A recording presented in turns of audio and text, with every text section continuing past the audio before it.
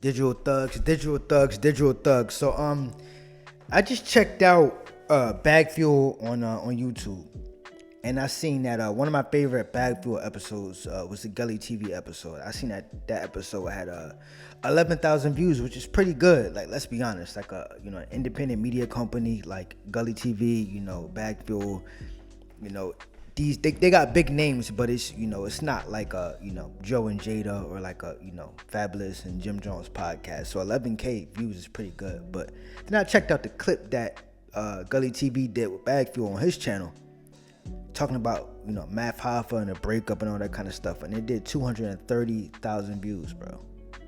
Gully TV be doing numbers, bro, but 230,000 views of Esso and them talking about the Math Hoffa breakup, bro.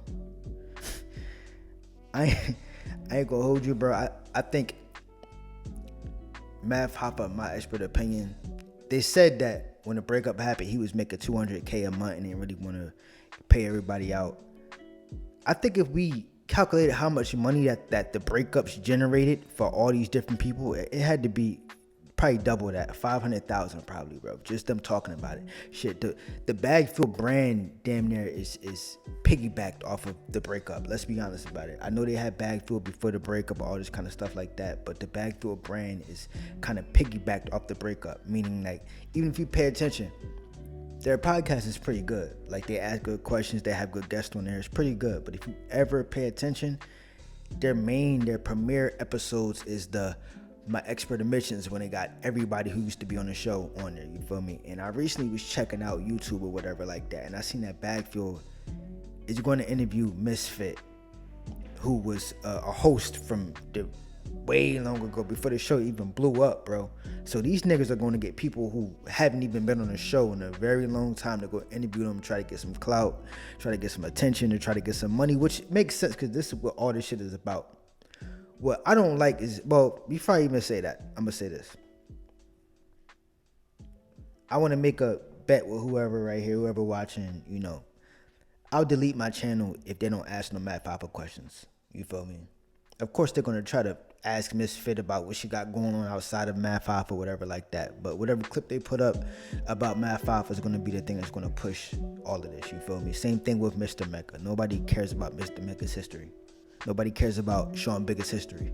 Nobody cares about Champ's history. They want to know about, why you left the show? Whatever. People don't even really care about what they got going on after the show. Same thing with the last dude that they interviewed, Gat Taylor or whatever. I seen this podcast. It's pretty good. Like, it's doing numbers or whatever like that. But people care about, why you left the show.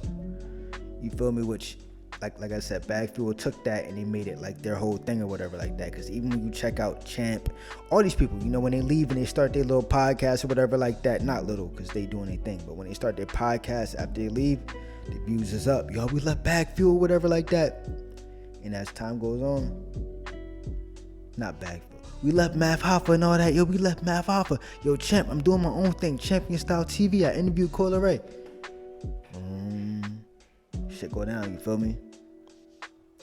My issue with it is this. I don't got a problem with Bag Fuel interviewing an old host or nothing like that. I think it makes for good content.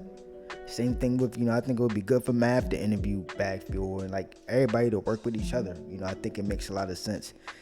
It makes for good content. I just don't like when they try to act like we was on that show 3 years ago. We don't speak about it no more. It's not about us leaving the show, when they try to make it seem like they're bigger than the breakup, which is true. I think Bag Fuel, they got great content where they are bigger than the breakup.